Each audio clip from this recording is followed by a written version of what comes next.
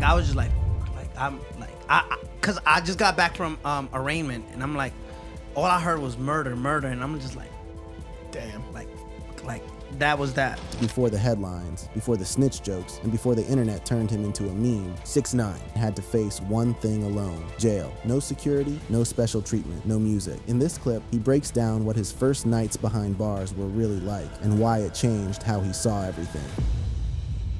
The arrest and initial placement.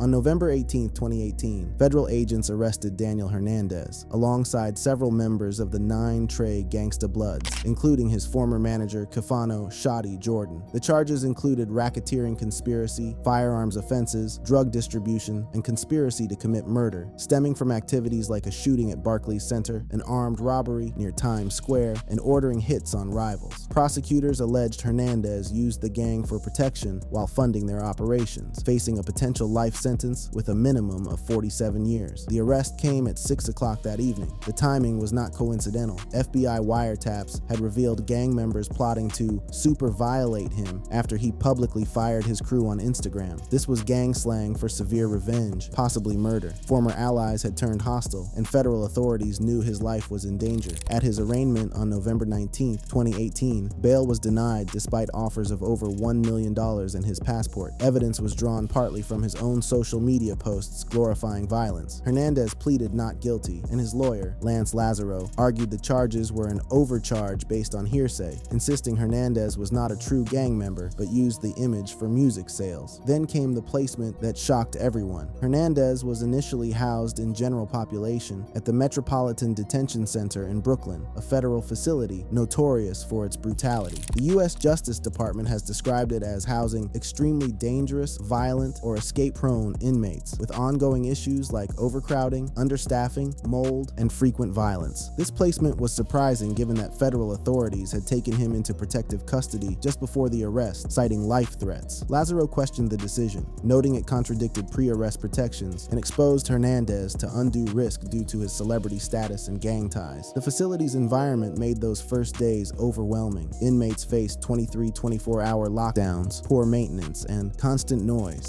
Experts like prison consultant Sam Mangle have called MDC incredibly dangerous, with judges sometimes refusing to send defendants there. Reports indicate Hernandez faced immediate tensions, including altercations with fellow prisoners such as members of the Crips gang, a rival to the Bloods. The threats were not theoretical. They were real, immediate, and potentially deadly. But what Hernandez experienced that first night was different from what many expected. Years later, he would describe it in an interview. I got locked up at 6 o'clock, right? Rachel, I got locked up at 6 o'clock. That night, I watched the movie on like a Fed phone. Like they gave me like an iPad or whatever, and they said just lay on the rug like and watch a movie. I watched Lone Survivor. The contrast between the perception of his first night and the reality was stark. While the media reported on death threats and dangerous placements, Hernandez was watching a war movie on an iPad. This moment of dark humor revealed something about how Hernandez processed his situation. He was not paralyzed by fear. He was calculating his next move. The following day brought him back to reality. At arraignment, he heard the charges read aloud. Last night, I was just like, I'm trying to think about how that night went. No, that night I was like, you know what I'm trying to say? I'm not, cause I just got back from arraignment, and I'm like, all I heard was murder, and I'm just like, damn, like that was that. The weight of the charges hit him. Murder, conspiracy to murder, racketeering, firearms. These were not minor offenses. These were charges that could bury him for life. But Hernandez's mindset shifted quickly. It was just like, after that, it was just like, all right, get through this.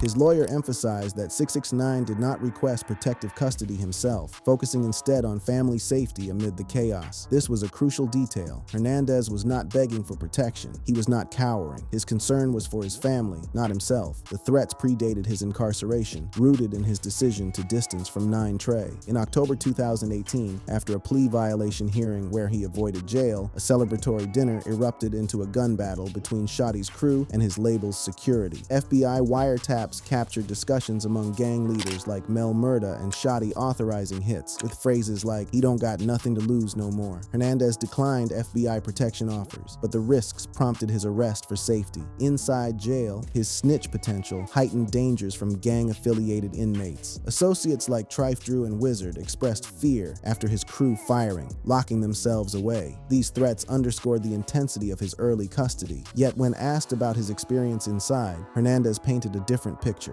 No, they were all like older, like 60, 50. So no, I was in a you jail gotta fight full of the biggest rats. guy. Everybody was snitches. Like the jail I was in, everybody snitched. It was like a rat jail. This revelation changed the narrative. The dangerous general population placement was not what it seemed. The unit was filled with cooperators, informants, older inmates. The threat level was different from what the media portrayed.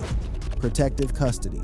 Shortly after arrival, on November 26, 2018, Hernandez was transferred from MDC's general population to a private facility in Queens for safety, following bail denial and reports of prisoner altercations. This move was not at his request, but federal officials deemed it necessary. The environment Hernandez described was radically different from the hell people imagined. He spent hours on the phone, not fighting for his life, not watching his back, just talking to his girlfriend, trying to maintain some normalcy in an abnormal situation. The physical setup of protective custody was also different. To be honest, I thought like it was gonna be a shower, and everybody showered. But when I first got to jail, I was in Rat jail. I was in a rat jail, but it was protective custody jail, like protective custody unit. Like it was on like older guys in my in my pod, and then like the jails were like covered off, like it was privacy. Individual showers, privacy, older inmates who were also cooperating with authorities. This was not the MDC that housed R. Kelly and Ghislaine Maxwell in harsh conditions. This was a segregated unit designed to keep high-risk cooperators alive. Hernandez even had access to commissary, a privilege that allowed him some comfort. Like you buy your own soap from commissary, and it's like you set your pin, it's like a machine. Right. And then I would just call my business manager and I'm like, yo, Wire 100 grand. No, it was like $100 every day because I didn't trust. He deposited money in small amounts daily, maintaining control over his resources in an environment where trust was scarce. The food was another surprise. Do they even have like mofongo and all that? No, they have like it's pretty good though. Like Burritos. seasoned food. Like Bro, this... Yo, how do I get locked up? The interviewer's reaction captured the absurdity. The facility Hernandez described sounded almost comfortable compared to the horror stories typically associated with federal detention. But this comfort came with context. Hernandez was clear about why his experience was different. He was a cooperator. The federal system had an interest in keeping him alive, healthy, and willing to testify. The conditions he experienced were not standard. They were the result of his cooperation deal. The contrast between his unit and other parts of the MDC was significant. When the conversation turned to Jeffrey Epstein, Hernandez was quick to distinguish between facilities. The Manhattan Correctional Center where Epstein died was the federal equivalent of Rikers Island, dangerous, overcrowded, poorly maintained. Hernandez understood the difference between that facility and the protective unit where he was housed. Hernandez's ability to analyze the prison system while inside it showed his awareness. He knew where he was. He knew why he was there. And he knew it could have been much worse. His time in protective custody was relatively uneventful. No major incidents, no attacks, no confrontations. He served time without the violence that many expected, completing community service and paying over $236,000 in restitution. In later interviews, he would reflect on this period with a consistent message. Post-2019 release, which came early due to cooperation and COVID-19 risks from asthma, Hernandez shared his perspective with outlets like Vlad TV and Billboard. He downplayed the 2018 intensity, stating no confrontations occurred despite his snitch status. In a 2020 Billboard interview, he discussed increased fearlessness post-jail, viewing it as a life lesson. He critiqued rap's hypocrisy on snitching, citing artists like 21 Savage, Gunna, and T.I. for similar behaviors ignored for convenience. The protective custody environment was a strategic choice by federal authorities. They needed Hernandez alive to testify against the 9 Trey gangsta bloods. The trial would eventually lead to convictions of multiple gang members, including his former manager, Shotty. Hernandez's testimony was crucial, and his safety was paramount. But beyond the strategic considerations, the environment revealed something about the federal system's approach to high-profile cooperators. They were isolated, protected, and given enough comfort to remain cooperative. The horror stories of general population did not apply to them. The mindset of survival.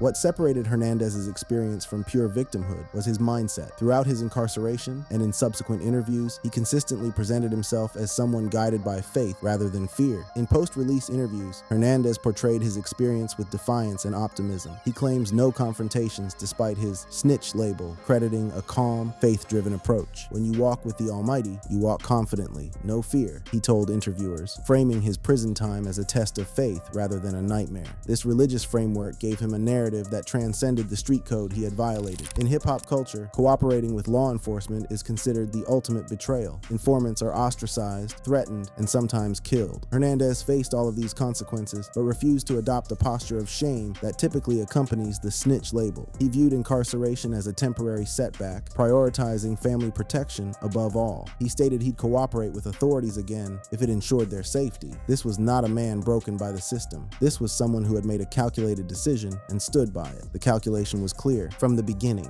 When he watched Lone Survivor on his first night, his immediate thought was about cooperation. The film, which depicts Navy SEALs facing impossible odds in Afghanistan, includes a controversial decision point where the team chooses not to kill civilians who discover them, ultimately leading to their ambush. The parallel was not lost on Hernandez. Choices have consequences. Survival requires adaptation. His approach to prison time reflected this pragmatism. He did not spend his days plotting revenge or maintaining gang affiliations. He spent them on the phone with loved ones, managing his commissary account and maintaining his sanity through routine. The absence of fear, he claimed, was not bravado. It was strategy. Fear makes people vulnerable in prison. It invites predators. By projecting confidence and faith, Hernandez created a psychological barrier that complemented the physical barriers of protective custody. His lawyer's statement that Hernandez did not request protective custody himself was significant in this context. It allowed him to claim he was not afraid, that he did not need special treatment, that the system moved him for its own reasons. Whether or not this was entirely accurate, the narrative served him well. It preserved some dignity in a situation designed to strip it away. In interviews, he emphasized this repeatedly. Never had no problems, thank God, he told Vlad TV, attributing his safety to divine intervention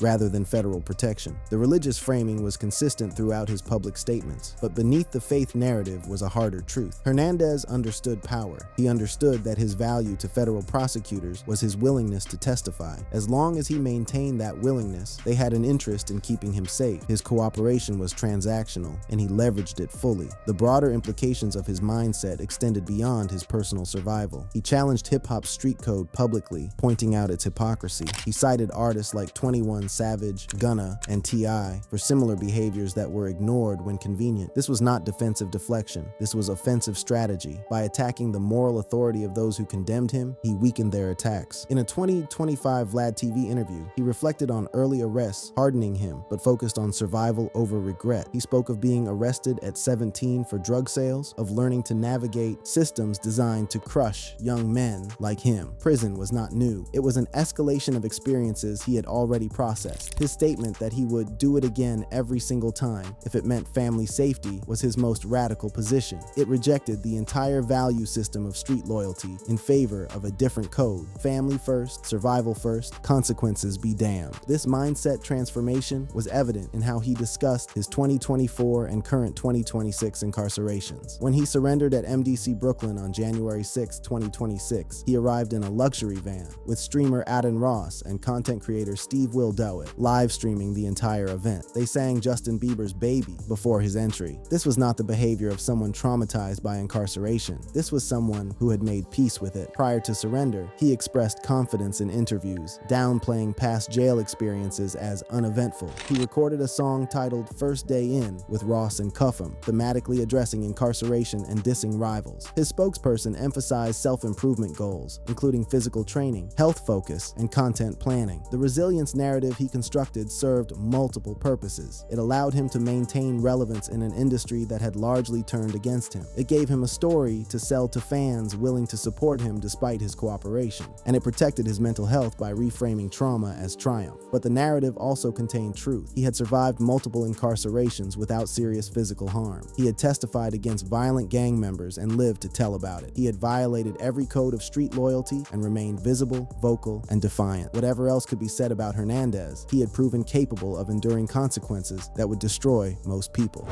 The reality of threats versus perception. The gap between perceived danger and actual harm in Hernandez's case reveals important truths about both the prison system and media narratives around high-profile inmates. The threats were documented and real. Intercepted communications showed gang leaders like Kafano Shotty Jordan discussing super violating 6ix9ine after he distanced himself from the group. This fallout, including firing his crew publicly on social media, prompted FBI warnings and accelerated his arrest to avert harm. Federal prosecutors presented evidence of these threats during proceedings. Wiretaps captured conversations among gang members authorizing violence against Hernandez. The language was explicit. The intent was clear. The danger was not manufactured by paranoid lawyers or sensationalist media. It was substantive. Yet despite these credible threats, no actual attacks occurred during his initial 2018 incarceration. The swift transfer to protective custody prevented direct confrontations, but even before the transfer, while he was briefly in general population, no one harmed him. This disconnect between threat and execution reveals something about prison violence. It is not random. It requires opportunity, motivation, and often coordination. The federal system, when it chooses to, can effectively prevent violence through segregation and monitoring. Hernandez's lawyer questioned why he was placed in general population initially given the known threats, but the placement itself did not result in harm. The system corrected quickly, moving him before anything serious happened. In his current 2026 incarceration, the pattern continues. As of January 14, 2026, no threats, attacks, or confrontations involving Hernandez have been documented. He is 8 days into a 3-month sentence at MDC Brooklyn without any publicized problems. Given his history as a government cooperator, he is expected to be in protective custody, segregated from general population to minimize risks from gang-affiliated inmates. The MDC has a reputation for violence, with past inmate deaths and complaints, but Hernandez has not been linked to any incidents. He has even joked about his current situation. He humorously commented on sharing the facility with Venezuelan leader Nicolas Maduro and Luigi Mangione, expressing eagerness to dance with Maduro, play cards, or share ramen with Mangione. This casual treatment of his incarceration suggests no immediate tension or fear. The contrast with external attacks is telling. In March 2023, Hernandez was assaulted at LA Fitness in Lake Worth Beach, Florida, leading to arrests of 3 men. In 2023, he was allegedly beaten by 2 producers in the Dominican Republic. These attacks occurred in public spaces, outside the controlled environment of federal custody. The prison system, for all its flaws, has successfully protected Hernandez from the violence he faces in the world. This is ironic. The streets are more dangerous for him than jail. The very place designed as punishment has become a refuge. Media coverage of his incarcerations has consistently emphasized danger and threat. Headlines screamed about death threats, dangerous placements, and the likelihood of violence. Articles described MDC Brooklyn as hell on earth and predicted Hernandez would face severe consequences for his cooperation. Yet the reality has been mundane. No shanking, no riots, no dramatic confrontations, just time served in segregated units with other cooperators, watching movies on iPads and talking on the phone. This does not mean the threats were not serious. It means the system works when it wants to. Federal authorities have invested in keeping Hernandez alive because his testimony secured convictions. They have the tools to protect high-value inmates. They simply choose not to use them for everyone. The perception of constant danger serves multiple narratives. For Hernandez, it allows him to claim bravery and resilience. For his critics, it suggests he is getting what he deserves. For the media, it generates clicks and engagement. But the truth is more boring than any of these stories. Prison for Hernandez has been isolation, routine, and boredom, punctuated by phone calls and commissary purchases. It has been bureaucratic rather than violent, administrative rather than chaotic. The hell of incarceration for him has not been physical danger, but psychological isolation and social exile.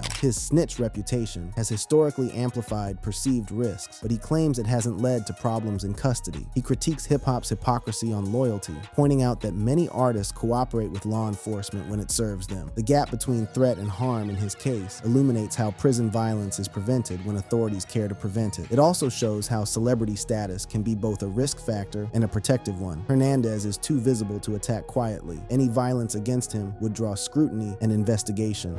The broader context and ongoing story. Hernandez's experience illuminates larger issues within the criminal justice system, hip-hop culture, and celebrity in America. The Metropolitan Detention Center in Brooklyn has housed high-profile inmates like R. Kelly, Ghislaine Maxwell, and now Nicolas Maduro, with ongoing scrutiny for suicides, poor conditions, and violence. The facility has been described as understaffed, overcrowded, and plagued by maintenance issues including mold and maggots in food. Judges have occasionally refused placements or shortened sentences due to conditions at MDC. see. The Bureau of Prisons reports improvements from 2024-2025, including reduced violence, 87% staffing, over 700 maintenance fixes, and telehealth expansion. But the reputation remains dark. For Hernandez, the facility represents both punishment and protection. His segregation from general population means he avoids the worst conditions while still experiencing the psychological toll of confinement. The isolation is deliberate and necessary for his safety. His cooperation shortened his 2019 sentence to 2 years, partially served, but branded him a pariah in hip-hop. The cultural consequences have been severe. Former collaborators distanced themselves. Radio stations stopped playing his music. Fellow artists made him a punchline and a cautionary tale. Yet he has maintained visibility through controversy and spectacle. His live stream surrender in 2026, his social media presence, his continued music releases all demonstrate a refusal to disappear. He has embraced the villain role, leaning into the hatred rather than seeking redemption. His current 3-month sentence stems from supervised release violations, including drug possession of cocaine and MDMA, and a mall assault in 2025, following a 45-day stint in 2024 for similar issues. The pattern of violations suggests either an inability or unwillingness to comply with the terms of his release. The 2025 mall fight was reportedly provoked by taunts, but it violated the terms of his supervised release. His drug possession charges indicated ongoing substance use despite required treatment. These violations were not major crimes, but they demonstrated a pattern of behavior that concerned authorities. With good behavior, release is anticipated around early April 2026. Post-release conditions include 12 months of supervised release with anger management and drug treatment. Whether he will comply this time remains unclear. His spokesperson has emphasized plans for fitness, music writing, and tour preparation during this incarceration. Hernandez announced a 70-pound weight loss plan, though details remain unclear. The framing of jail time as an opportunity for self-improvement is consistent with his resilience narrative. Public reactions remain mixed. Some mock his live stream surrender as attention-seeking, while others speculate on cellmate dynamics via memes. Social media has turned his incarceration into content, which may be exactly what he wants. His financial situation complicates his future. He signed a $10 million